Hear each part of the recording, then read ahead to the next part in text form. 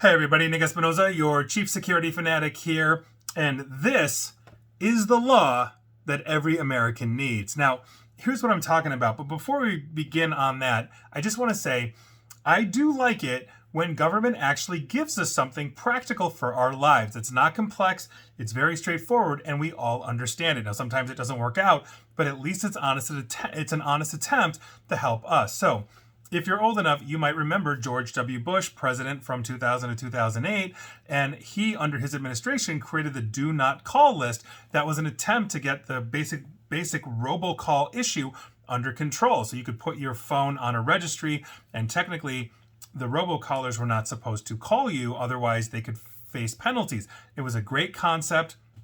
A good chunk of the robocalling organizations did adhere to that, but it kind of fell flat, and I wish they would revive that. Now, another one that I thought was really interesting actually came from under President Trump. Now, under the Trump administration, terminal patients, meaning you are soon to pass away, terminal patients were given the right to try experimental drugs. This is something that, terminal patients and families of terminal patients had wanted for decades, as the pharmaceutical companies are looking for trials, they're looking for humans to test this out on.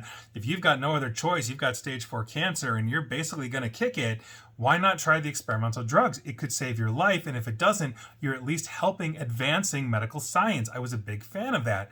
And so that brings us to the Biden administration and their latest push.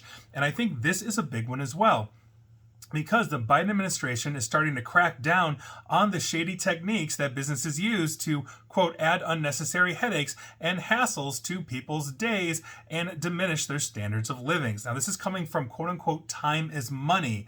And this is an initiative targeting basically the strategically designed hoops that some companies are forcing us, the consumer, to jump through in order to do things like cancel memberships or get a refund or essentially sever ties with some kind of organization. And we are faced with tons of paperwork oftentimes, or hours on hold. I know if I've called Comcast in the past to cancel something, you end up with like a customer retention person that's trying to sell you things or wheel and deal. And so by virtue of that, many of us just simply give up.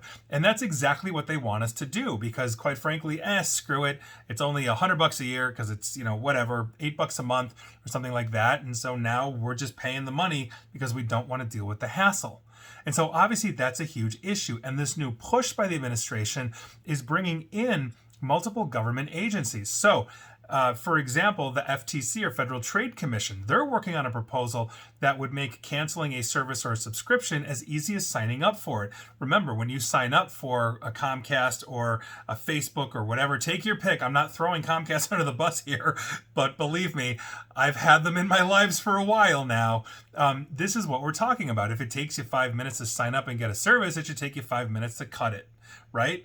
So, on top of it, the FCC, or Federal Communications Commission, is looking into whether similar requirements should be extended to businesses in the communication industry. Now I'm looking at you, Comcast, once again. On top of this, the Department of Transportation, they basically have a new automatic refund rule which forces airlines to return airfare promptly and in the original form of payment when your flight is canceled or significantly changed for any reason. Not to mention things like checked bag fee returns, like all this kind of stuff. Just as a regular traveler, I was like, oh my God, like this is fantastic, because I get cancellations and delays all the time. Some of it's out of the hands of the airlines, like weather delays, but some of it is,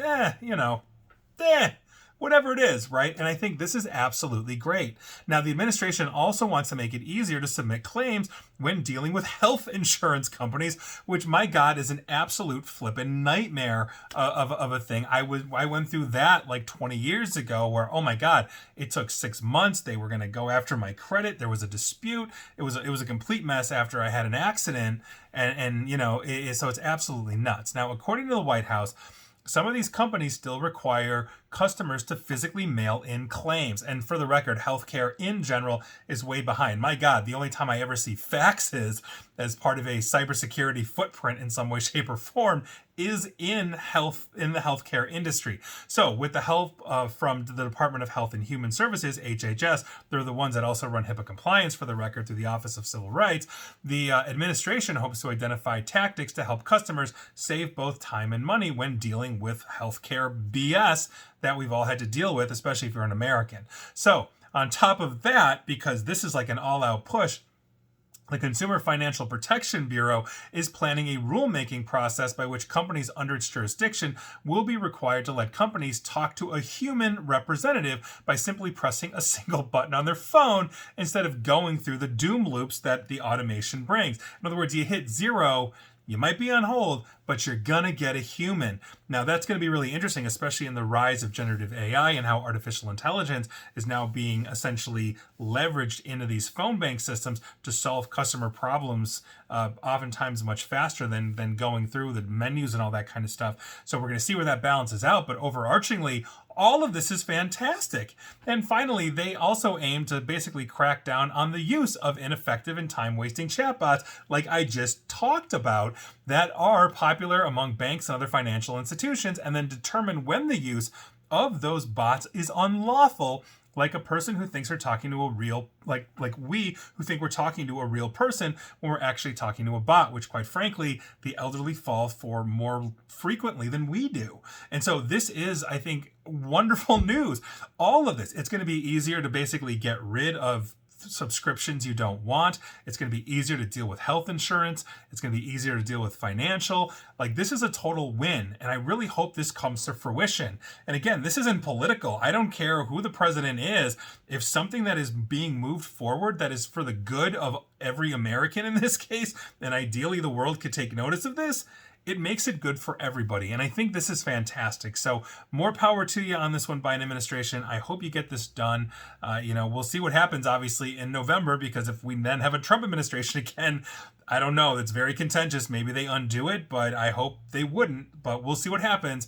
But until then, it's going to be a lot easier to remove things, and I hope that comes sooner than later. And please like, share, follow me here on Facebook and Twitter at NickAESP. And please feel free to subscribe to me at YouTube as well. And as always, stay safe, stay online, and please attempt to stay private. Thanks, everybody.